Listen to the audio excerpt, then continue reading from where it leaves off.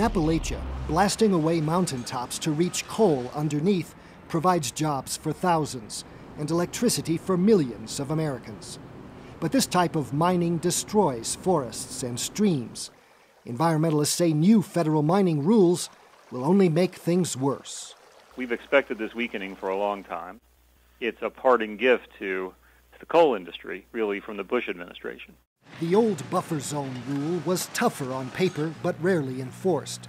Since the mid-1990s, more than 1,000 miles of streams in Appalachia have been buried by mining debris. Coal companies say the new rules will give greater protection to watersheds. The allegations that this is going to open the gates for a lot of environmental harm and a lot of additional mining, that just simply isn't true.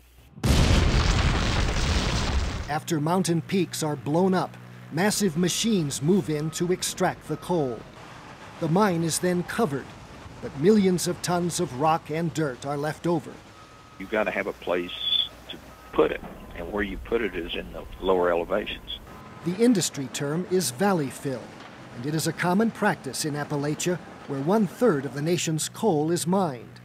Invoking the Clean Water Act, opponents have blocked new mining permits in Kentucky and West Virginia since 2007, but that is now set to change. With the transparency, with the clarity, and with all of that coming, we're hoping that litigation is minimized.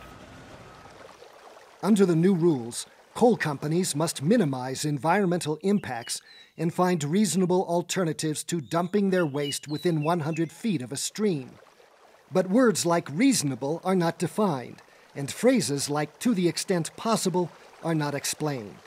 That's really an attempt to hide the true purpose of the rulemaking, which is to weaken the law by taking credit for requiring minimization, which is already part of the law and has been for 25 years.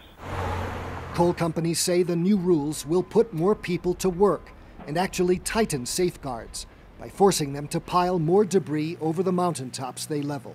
Opponents say the rules give coal operators legal cover to dump rock and dirt in the upper valleys of mountains where streams begin. If it weren't so sad, it would be funny. The Bush administration goes out on a low note here, failing to enforce the Clean Water Act, and now weakening the Surface Mining Act and claiming that it's strengthening it.